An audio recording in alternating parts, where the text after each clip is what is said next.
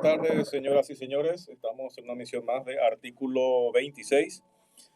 En este momento son las 17 horas y 12 minutos. Hoy es martes 7 de julio del año 2020. En este momento tenemos en Asunción una sensación térmica de 13 grados. Y está lloviendo, lloviznando y está mojado el ambiente. Eso es por un lado. Temas del día que quisiera compartir con ustedes. Y lo primero que yo creo que probablemente sea un tema reiterativo, pero es un tema que hay que tocar porque es un tema que encabrona y es un tema que da rabia y, y no está bien. Le escuché hoy de vuelta al ministro Julio Mazzoleni decir que todo este tema de la transfugada de los insumos médicos, el tema del Clan Ferreira, las licitaciones públicas amañadas, los precios por las nubes, la sobrefacturación, etcétera, fue cosa de ellos nomás luego que pillaron, porque funcionaron sus sistemas de control y funcionaron sus filtros. Yo creo, Julio Mazzoleni, que decir tamaña tontería es realmente insultar la inteligencia de la ciudadanía. Todos sabemos cómo empezó eso. Empezaron con las denuncias de la ciudadanía. Empezó con 11 diputados que incluso tuvieron que hacer denuncias fiscales que hasta hoy siguen durmiendo y están cajoneados en la fiscalía. Tuvieron que ya esperar el famoso avión carguero, que al final vino medio vacío, medio lleno, medio raro. Después de acá tuvo un vuelo raro otra vez hacia Montevideo, etcétera, con muchas elucubraciones al respecto. Esa es la realidad. Esa es la realidad. Entonces, tus sistemas de control no sirvieron para nada. Tus funcionarios de nivel medio están todos imputados.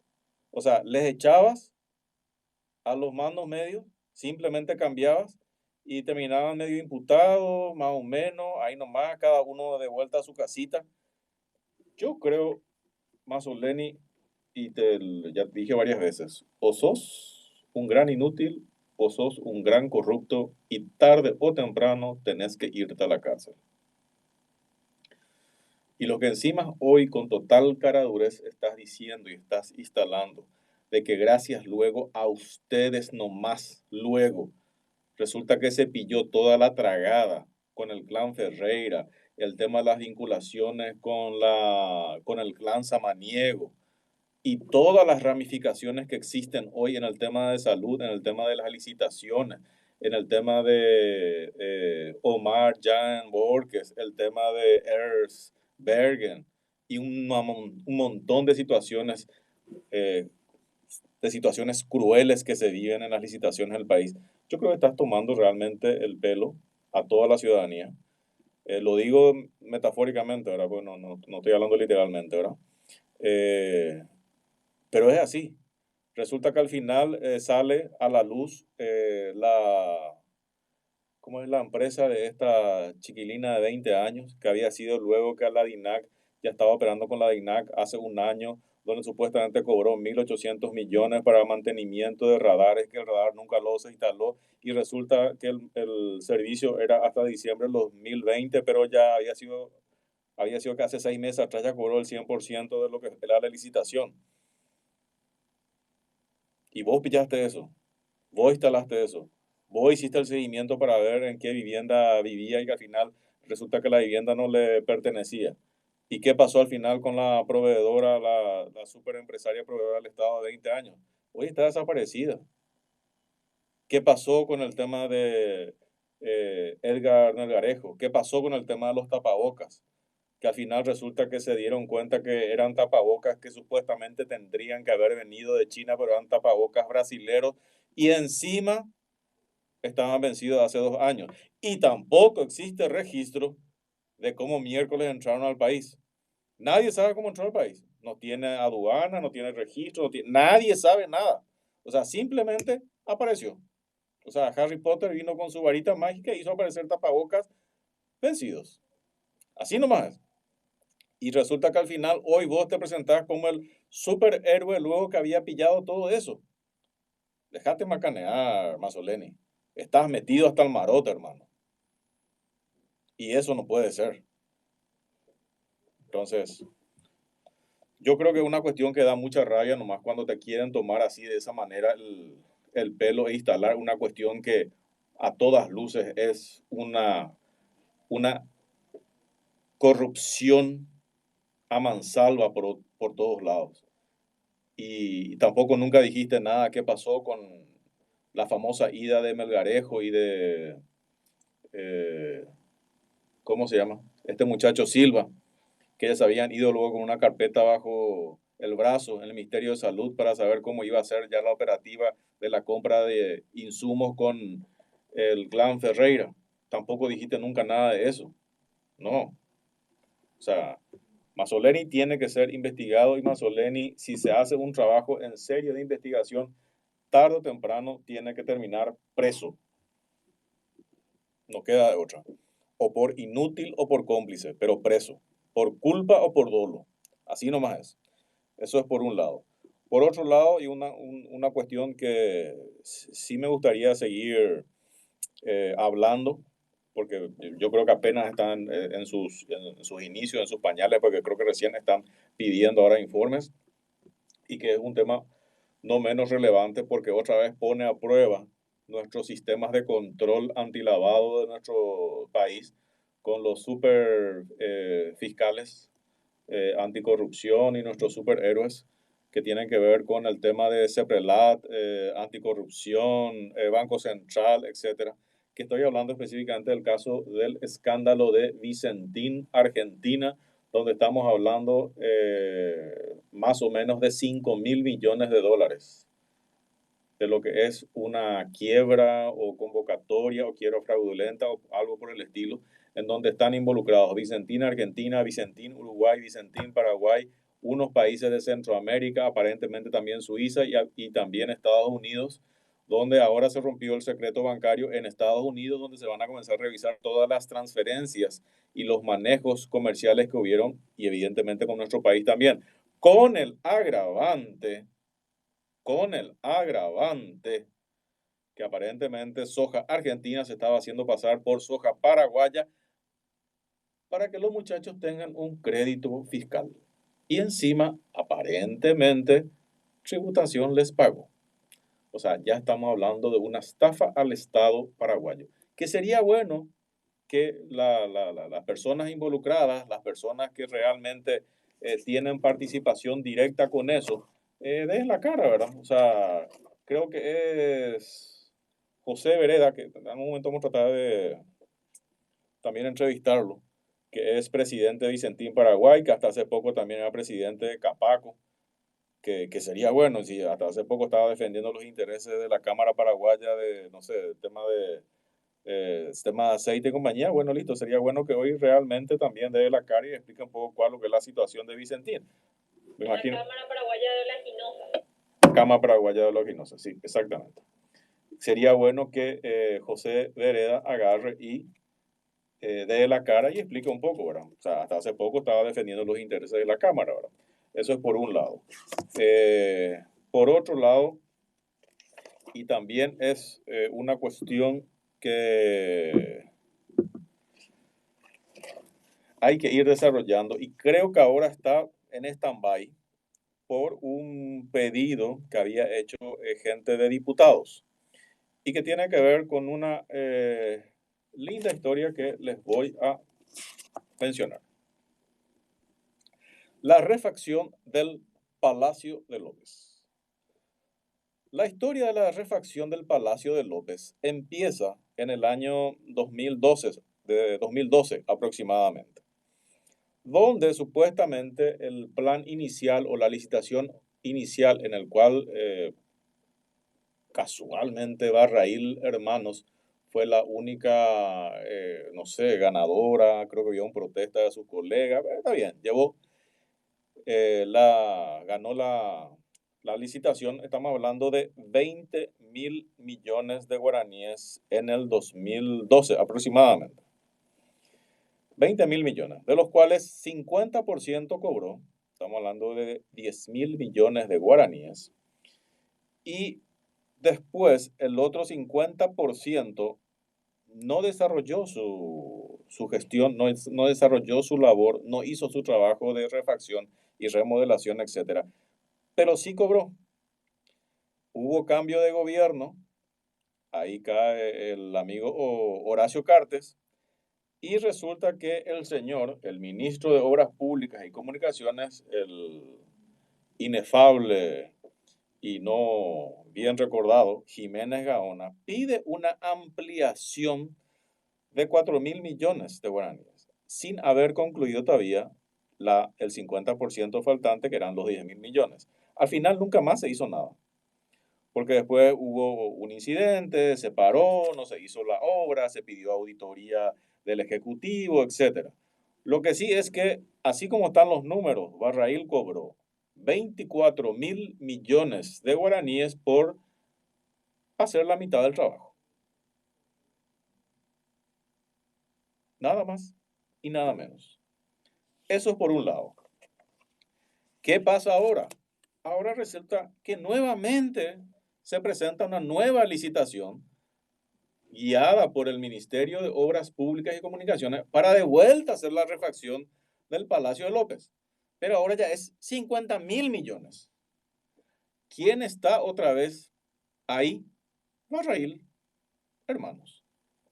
O sea, hace un par de años cobró 24.000 millones de guaraníes por no concluir su trabajo y ahora nuevamente está ahí merodeando por una licitación de aproximadamente 50.000 millones, que creo que ahora está parado porque hay pedidos de informes de diputados. Creo que está la diputada Katia González, Rocío Vallejo, Celso Kennedy, Celeste Amarilla, si mal no recuerdo, que es un tema que vamos a ir profundizando, que creo que es un pedido de informe que ellos ya solicitaron el 19 de mayo, estamos julio, creo que todavía no recibieron el informe.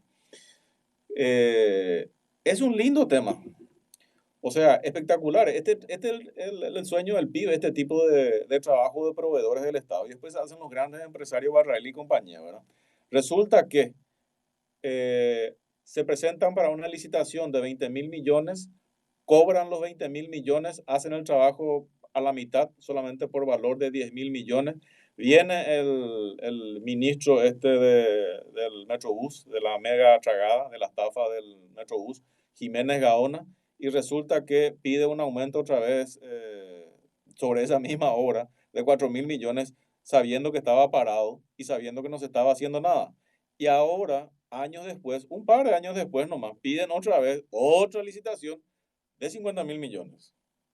¿Y quién está otra vez ahí? Barril. O sea, este es un barril sin fondo. O sea, el Estado, están saqueando el Estado de manera bochornosa y deplorable. ¿Quién casualmente era el asesor jurídico de Jiménez Gaona, el que le daba todo el paño legal en su momento? Dionisio Mereles Verón, pariente del ex fiscal general del Estado, Javier Díaz Verón. O sea, completito está el paquete acá. Completito. O sea, todos juntitos estamos acá con este tema.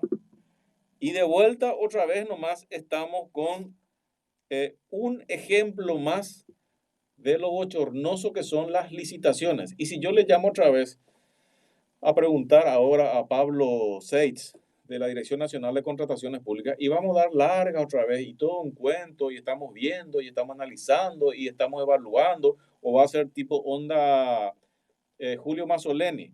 Nuestros controles funcionaron, nuestros filtros pararon este tipo de corrupción.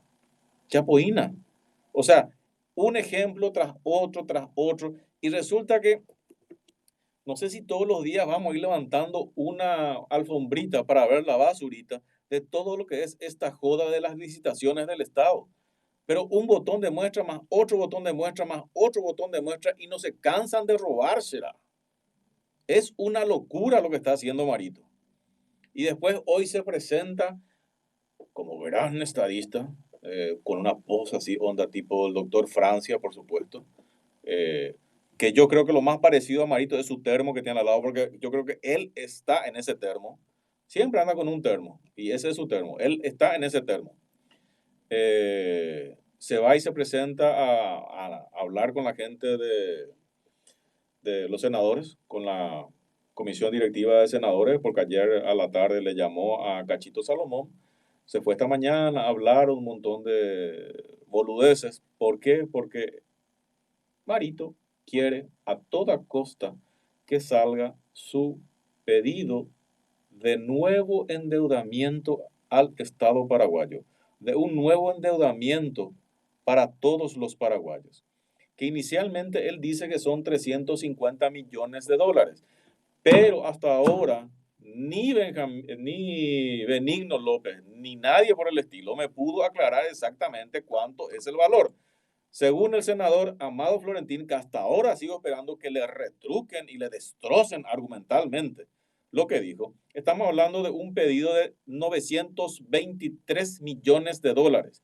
Y según el senador Amado Florentín, el Paraguay está a punto de endeudarse hoy 3.100 o 3.200 millones de dólares en diferentes estadios. No que ya se aprobó, no que falta firmar, no que no sé qué cosa, pero el pedido nuevo no es 350 millones de dólares, es 923 millones de dólares. Entonces sería bueno que Benigno López dé la cara y que realmente explique cuánto es lo que va a endeudar al país. Y yo no creo que se tenga que autorizar un puto peso más, no se puede endeudar al país.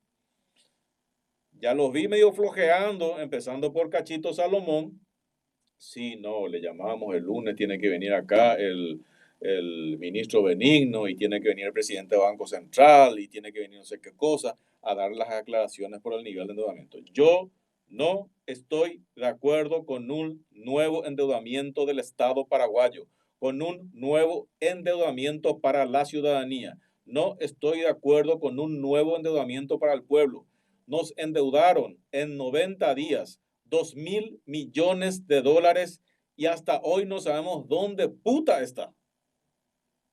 De los cuales resulta que la razón del endeudamiento fue salud, el COVID, la pandemia. 2.000 millones de dólares. ¿Cuánto usó el Ministerio de Salud? 4 millones de dólares. Y encima, cuando se le pregunta al inútil de Mazzoleni, ¿por qué no se usó la plata del COVID? Dice, no, nosotros teníamos luego nuestro presupuesto para fortalecer el sistema de salud. O sea, hicieron todo el show solamente para endeudar a la ciudadanía y comerse la plata del préstamo. Y hoy no tenemos forma de pagar a los funcionarios públicos, de pagar la estructura del Estado y de pagar nuestros vencimientos de cuotitamintes de la deuda externa luego que tenemos. Y mientras tanto, las empresas están cerrando, los funcionarios se están quedando sin laburo, pero según Marito que dijo esta mañana, no estamos tan mal económicamente. Nosotros vamos a una pausa y volvemos enseguida. Desde la ciudad de Asunción, emite la 1330 del dial. Hemos creado un café para tus momentos más especiales. Nuevo Nescafé Gold, tostado y molido, ahora para filtrar. Sentir el sabor de la fina selección de granos arábicos tostados a la perfección. Yo tengo el número de Dani Sánchez, termina el 818. En aroma y sabor, disfrútalo en sus tres No me intensidades. Nuevo Eso. Nescafé Gold, 818 tostado termina. y molido, 42. ahora para filtrar. Si querés te doy llamarla y pasarme, no sé. Y no hay que escribirle hay que me atiendan. Que el 776 termina mi celular, 776 o 786. Le damos la máxima cobertura con toda la información, las notas y la Le escribí ahora, te está llamando ahora mismo. con la conducción de dos verdaderos especialistas, Jorge Basualdo y Osmar Aquino, quienes te traen todas las noches lo mejor del deporte motor nacional e internacional. Pasión Tuerca. La pasión del deporte motor se vive en la 1330 de amplitud modulada. de lunes a viernes de 20 a 21 horas. Hola amiga, ¿cómo estás? Superada. ¿Cómo? ¿Superada? Sí amiga, más que nunca, superada. Ah, como el suavizante de ropa. Superada, me encanta. Porque mis ropas ahora están siempre suaves y perfumadas, por más tiempo perfumadas. Entonces yo también estoy superada. Superada. Es mi elección. 100 días de perfumación en ¿Ya tus está? prendas. Probalo. ¿Ya está? Para escuchar online la 1330, ingresa en www.desteparaguay.com o en www.chacoboreal.com.py. Esto es Artículo 26. A26. Con el análisis crítico de Hugo Portillo. Sin censura. Justicia, economía, política y lo que el momento actual lo requiere.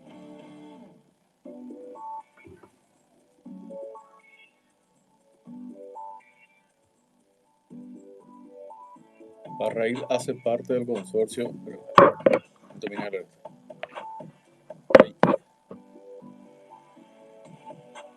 ¿Estamos? ¿Ya está?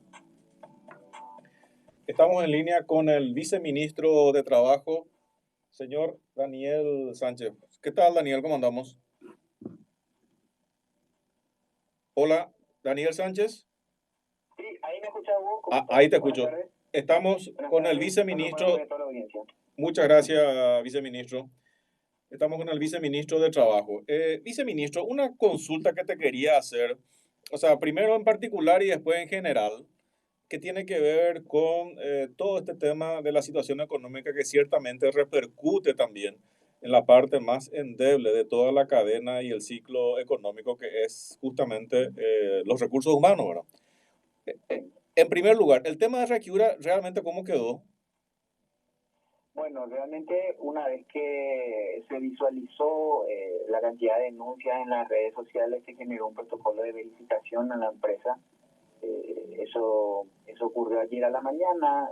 Funcionarios de la institución llegaron hasta el Club Social para identificar no solamente las denuncias que se hicieron en redes sociales, sino también verificar los protocolos sanitarios si se están cumpliendo y algunas que otras documentaciones de tenencia de libros obligatorias. El resultado fue de que algunas que otras irregularidades se encontraron.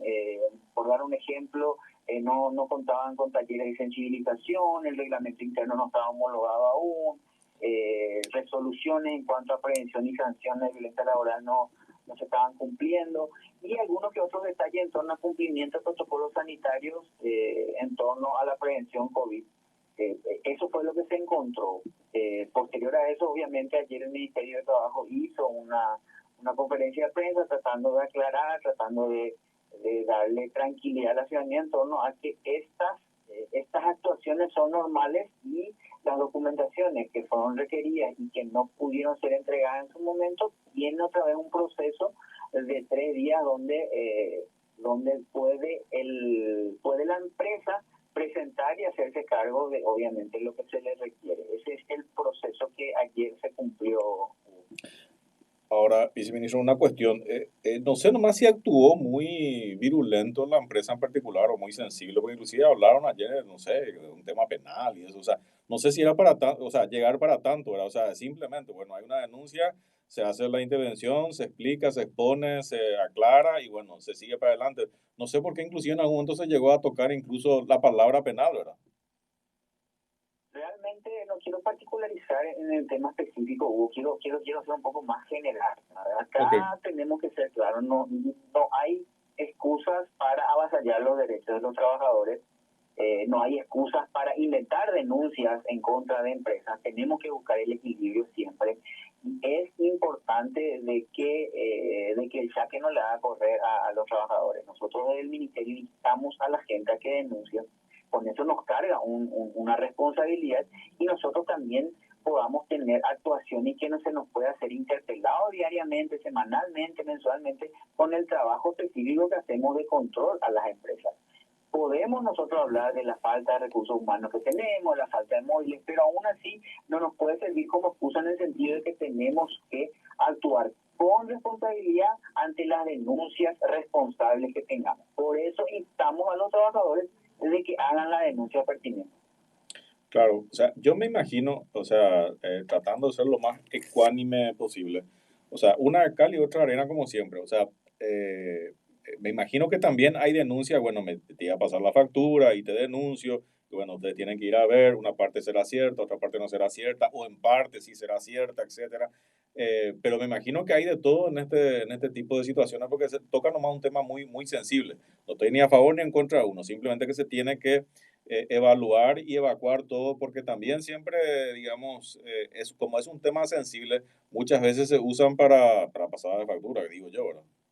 Y hay un porcentaje, yo tengo que reconocer eso, hay un porcentaje de gente que pueda decir, no hay que denunciar porque finalmente se termina corrompiendo el proceso y hay gente qué sé yo, que coimea o algo por el estilo. Pero busquémoslo del otro lado, ¿verdad? Si es que eso realmente se impone, entonces no van a haber denuncias. ¿Y quiénes van a sufrir las consecuencias? Los trabajadores. Por eso nosotros estamos a que se mire de este lado, digamos, no, hay que denunciar y no dejarnos guiar por o cuentas falsas, porque también hay cuentas falsas, o cuentas reales que digan, no, ¿para qué va a denunciar si es que se va a coimear? No, yo no estoy de acuerdo con eso. Yo soy de la teoría que hay que denunciar y que se les tiene que cargar la responsabilidad a la institución y la institución tiene que tener su protocolo de actuación en torno a esa denuncia responsable. Ok, perfecto. ¿A favor o en contra? Dependiendo de lo que salga ahí, ¿verdad? Si hay razones geniales, si no hay razones, queda. Ahí se abre un sumario de administración de la empresa, también se defiende donde el trabajador también se defiende y hay todo un proceso de verificación a fin de verificar si esto ocurre o no ocurre tal situación. De 3.000 denuncias que se tuvieron en este proceso de pandemia nomás, 1.500 se llegaron a mediaciones positivas. O sea, el 50% se terminó acordando. O sea, no es que todo malo tampoco, sino que se llegan a acuerdos y se cumplen los acuerdos entre el empleador y el trabajador. Ahora, ahí tocaste un número. Los casos de denuncias durante la pandemia fueron superiores a lo de los tiempos atrás o no? ¿O cómo funciona eso? Sí, aproximadamente 3.000. Aproximadamente 3.000 es el número de denuncias que hubieron y 1.500 mediaciones. Está bien, pero eso fue durante la pandemia. Durante la pandemia. Y en un mes normal, qué sé yo, no, o sea, ¿cuánto suele ser por mes en situaciones normales antes de la pandemia, prepandemia? Y en un mes normal nosotros podemos hablar de que entre 500, 600 denuncias. O sea, ahora con la pandemia aumentó. Pero sí, aumentó, así como también aumentó los servicios de asesoría, guía, los servicios de acompañamiento. La gente llamó, averiguó, casi 80.000 atenciones ciudadanas se hicieron en estos 100 días de pandemia. ¿Qué es asesoría? Asesoría cuando la gente llama y consulta y le dice, a ver, yo voy a cobrar mi subsidio de IPS, tu número de cédula, señor, y se le verifica. O sea, todo lo que significa contestar preguntas o cuestionamientos que pueda tener la ciudadanía. 80.000 tuviste durante la pandemia, estamos hablando de 3 meses. Aproximadamente 80.000 asistencias hizo el Ministerio de Trabajo en torno a situaciones laborales en estos 100 días. Doctor, y decime una cosa, el tema más importante en este tema de la pandemia pasa por la cuestión económica. Ustedes están participando muy de cerca en lo que tiene que ver con tratar de reactivar económicamente, reactivar el tema del empleo o estirar o que por lo menos haya la menor cantidad de despidos posible o que la curva se vaya normalizando. O sea, ¿cómo está realmente esa etapa? Bueno, nosotros iniciamos el 2020 con los datos de la Dirección de Encuesta, Estadística y Censo, donde nos mostraban 207.000 personas desocupadas. Podemos sumar a eso aproximadamente 3.000 paraguayos que vinieron del extranjero y se quedaron o se quedan a buscar una oportunidad laboral. Y cuando decimos se quedan, significa de que son el 40% de los paraguayos, porque vinieron casi 9.000 Entonces vino un gran grupo de paraguayos y decidió quedarse a buscar una oportunidad laboral, porque nosotros tenemos un formulario exclusivo a las personas que van a quedarse a buscar una oportunidad laboral. De los 207.000 podemos sumarle unos 3.000, y paralelo a eso también la cantidad de bajas que tuvo IPS. La cantidad de bajas que tuvo IPS se comportó normal con relación al periodo pasado, al 2019. Y esta baja podemos hablar de un aproximado de 15.000. Es decir, que con estos números nosotros hacemos la planificación de reactivación económica y reactivación del empleo que se presentó y que se está estudiando y se va a estudiar en el Congreso. Nosotros consideramos que las obras públicas van a ser un gran sostenimiento para la economía. Entonces, con las obras públicas, con la generación de empleo, que se paga en la generación en las obras públicas aproximadamente 120.000 empleos, que va a ser un rebote también para el sector privado, que puede generar aproximadamente 20.000. Confiamos que esto va a ser realidad de aquí a marzo del próximo año, es decir, 9 meses. ¿Y por qué decimos que así puede ser? Porque el plan que se presentó es un plan totalmente flexible, es un plan dinámico, donde obviamente se van a seguir haciendo cambios que se tengan que hacer. Nosotros consideramos que así tiene que ser, y obviamente pensando en que lo mejor pueda darse. Cuando digo lo mejor pueda darse, digo de que los próximos meses terminemos con esto. Nosotros tenemos que tener un plan, es por eso que se elaboró y se trabaja en torno a eso. No podemos seguir avanzando sin un plan económico, sin un plan laboral para lo que se viene. Claro, me imagino nomás que ustedes tienen una estadística mensual, y bueno, tener el de enero, tener el de febrero, me imagino que cuando empieza la pandemia, hay una cantidad de, no sé, de rescisión de contratos, etcétera, o cesación, que es cuestión de evaluar. Bueno, en febrero, en marzo, hubieron, no sé, 5.000, 10.000, 20.000 despidos, lo que sea. En abril, 30.000. O sea, la caída, digo nomás, la curva sigue cayendo, se estabiliza o se está recuperando. Ese es más el tema, porque imagino que ahora ese es el tema crucial, o sea, evitar que siga cayendo y que siga aumentando la cantidad de, no sé, de desempleados, ¿verdad? Que tiene directa relación con Pitigo también, ¿verdad? Sí, la peor parte ya pasó. Yo creo que los meses de abril y mayo fueron los meses más duros en torno a la protección, al empleo, a la generación de vacancias, a que el consumo no disminuye, que todos los salarios se paguen. Esos 2 meses fueron los más fuertes, los más duros, los más difíciles. Podemos hablar de que luego de la planificación de la liberación en torno a la cuarentena inteligente, la liberación de fases, se pudo hacer también un trabajo más específico, y hoy podemos hablar de que está estabilizado. Ahora, lo que sí hay que ser también claro, hubo en el sentido de que el sector informal sufrió grandemente las consecuencias. No se podemos hablar de un número indeterminado en miles de personas que sufrieron las consecuencias, porque aún no se ha recuperado el consumo. En lo que significa los trabajadores formales, hubo una asistencia por parte del gobierno, subsidio a través de IPS. En lo que respecta a los independientes, hubo un subsidio a través de Frutuo. Bueno, pero el sector informal sufrió las consecuencias y las seguirá sufriendo, y nosotros creemos que en los próximos 30, 45 días esto pueda estabilizarse. Pero hay que ser claro, tenemos que andar en el camino de la formalización, Hugo, y nosotros vamos a discutir fuertemente eso. Ahora, cuando esto se estabilice, vamos a entrar en la discusión, porque necesariamente la formalidad protege empleos, la formalidad genera nuevos empleos, y el sistema social tiene que ser más amplio para todos los trabajadores en el país. Doctor, ustedes participan muy de cerca en la mesa de negociaciones con relación al tema de FOGAPI. No te escuché bien, Hugo. No, si ustedes participan muy de cerca en la mesa de negociaciones, sobre todo con lo que tiene que ver con FOGAPI, porque FOGAPI pues tiene un efecto multiplicador, o sea, es apoyar a la empresa para que la empresa siga adelante y esa empresa le dé trabajo justamente a la gente, a los funcionarios, al pueblo, digamos, a la ciudadanía.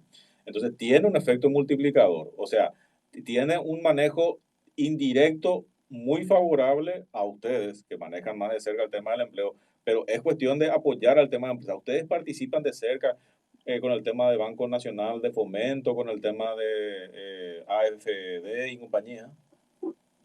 Nosotros tenemos un trabajo interinstitucional muy de cerca, no solamente con el Ministerio de Industria, con el Ministerio de Hacienda, con todo lo que significa la Secretaría de Planificación, sino también con el Banco Nacional de Fomento. Hay un canal exclusivo para las pequeñas y medianas empresas que decidan realizar la presentación de sus expedientes, de sus carpetas vía el Ministerio de Trabajo. El Ministerio de Trabajo asesora, guía y controla todas las documentaciones para hacer este proceso en el BNF. El Ministerio de Trabajo se pone a disposición de aquellos emprendedores que quieran o pequeñas y medianas empresas que quieran un préstamo del BNF que puedan ser guiados a través del Ministerio. Este trabajo es bastante rápido y ágil con el BNF, por lo tanto yo te puedo decir que sí existe este trabajo interinstitucional. O sea, están apoyando, porque para mí el tema de FOGAPI es el secreto. O sea, hay que apuntalar las pequeñas empresas, las pymes, los micros, etcétera, porque son los que te dan empleo a 2 personas o a 3 personas o a 5 personas o a 10 personas, que ya son 10 familias. Son 12 personas, ya son 12 familias, y así se va generando un efecto multiplicador para tratar de reactivar justamente el tema de nuestra economía, ¿verdad? Totalmente. Yo voy a dar una opinión personal mía, ¿verdad? Más allá de la institución, una opinión personal mía. Lo que tiene que hacer el sistema bancario y financiero es dejarse de joder y buscar la solidaridad en este proceso. Acá tenemos que ser serios y solidarios y buscar no poner trabas a aquellos pequeños y medianos empresarios que están sosteniendo este proceso y sosteniendo los empleos. Acá tenemos que ser solidarios y poder, de aquí a un tiempo, diferenciar quiénes son los responsables que se jugaron por el país para que se puedan mantener los empleos y aquellos que se burlaron de este proceso y utilizaron para otras cosas el fondo de FOGAPI. Eso es importante, porque también hay un tema ahí que hablan inclusive que mucho dinero, inclusive, no solamente de FOGAPE, sino inclusive la liberación del encaje legal de algunos bancos terminaron en letras de regulación monetaria en Banco Central, ¿verdad? O sea, por eso tiene que ser un trabajo interinstitucional para decir, che, mira, como vos decís, hermanito, vamos a tirar todo el carro y, o sea, la liberación de plata usamos para meter en letra de regulación en lugar de sí o sí. Y los bancos tienen que asumir el tema del riesgo, sobre todo ahora con el tema de FOGAPI, que prácticamente creo que ya le están cubriendo el 80 o el 90% del riesgo que están desembolsando, ¿verdad? 90 ya. Totalmente, aparte es uno de los sectores que no ha perdido en esta pandemia, que tuvo rentabilidad y finalmente también hasta terminan despidiendo funcionarios, trabajadores. O sea, yo te puedo hablar de demasiado muchos detalles, ¿verdad? Pero no, acá tenemos que mirar y tenemos que ser solidarios y tenemos que jugar partidos todos juntos y tirar el carro todos juntos. Acá es una responsabilidad compartida, por eso nosotros pedimos que la gente pueda identificar si hay bancos financieros que no están siendo solidarios en este proceso, en este tiempo. Necesitamos de todo y todo lo que nosotros podamos hacer desde nuestro lugar, desde nuestro cargo, obviamente lo vamos a hacer para sostener los empleos. O sea, que a mí me llamó mucho la atención cuando la ministra Carla Basigalupo se fue, creo que al Parlamento, y tocó un tema crucial que es la estadística. Dijo que el 78% de la economía nacional es sostenida justamente por las pymes, las micro, las MIPYME, etcétera. O sea, 78% de nuestra economía es sostenido justamente por el sector que más hoy hay que apoyar, que son justamente las pymes y compañía.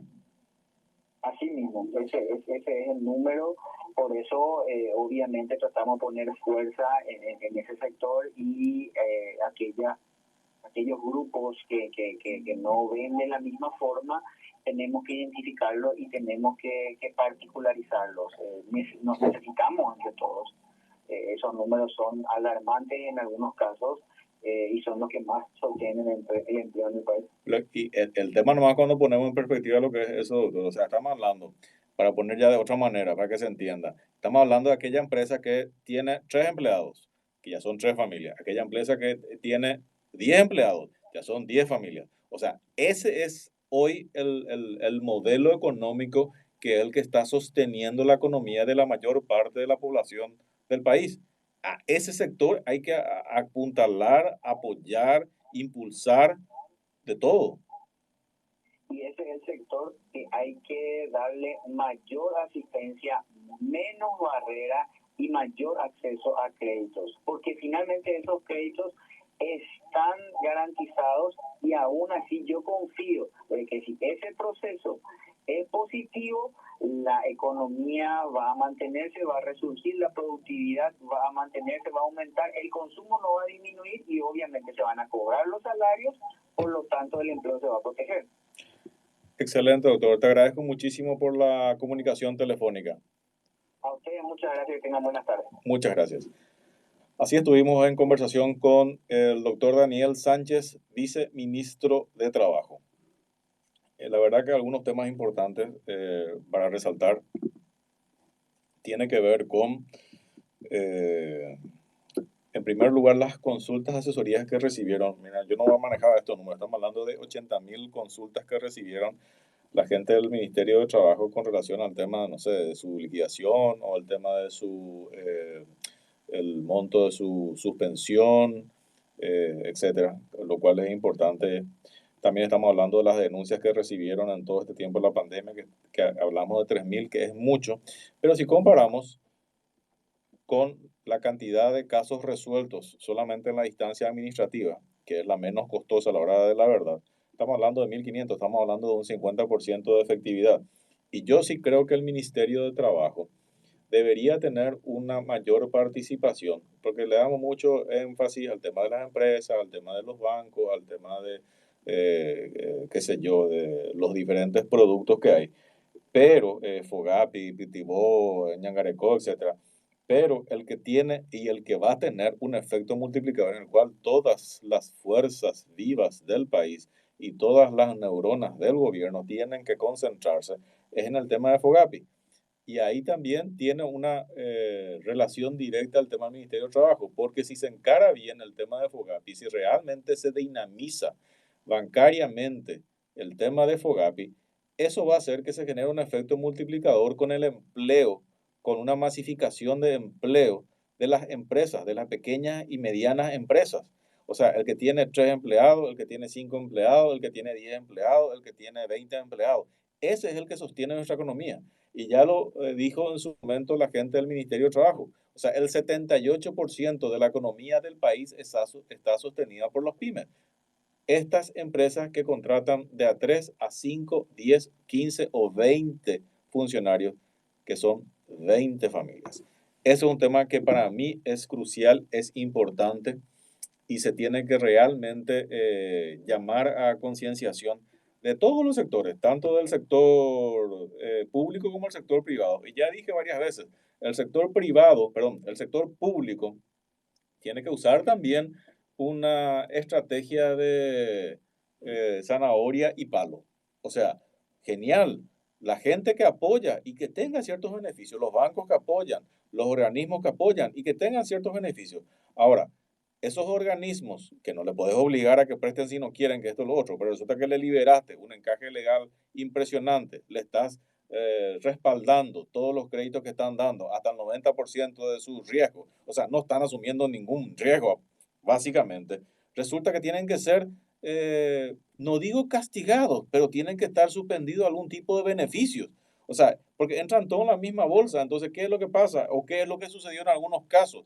Y que son lamentables. Resulta que se liberaron un encaje legal, que son liquidez, que es plata, y simplemente los bancos o algunos agarraron y simplemente compraron letra de regulación monetaria. O sea, se fueron otra vez a Banco Central. Banco Central le liberó la plata y se fue a la otra caja y depositó otra vez en letra de regulación monetaria. Y aunque reciban un 1,25%, entre 0 y 1,25% es muchísimo dentro del volumen.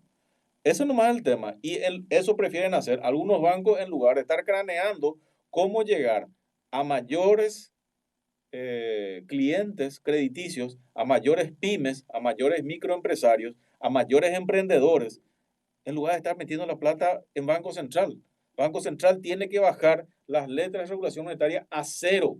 los bancos tienen que comenzar a asumir su rol que le corresponde, que es el de administrar riesgos. Y los que no quieren o no les gusta o no les da el cuero, y salgan del mercado, viejo, y déjenle esa función a los que realmente tengan la vocación para hacerlo. Bueno, nosotros nos estamos despidiendo de Artículo 26. Ya saben que mañana volvemos a las 17 horas. Buenas tardes, hasta luego.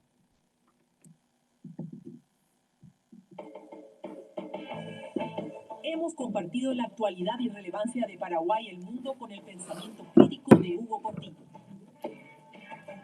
Nos volveremos a encontrar mañana en Artículo 26, desde las 17 horas.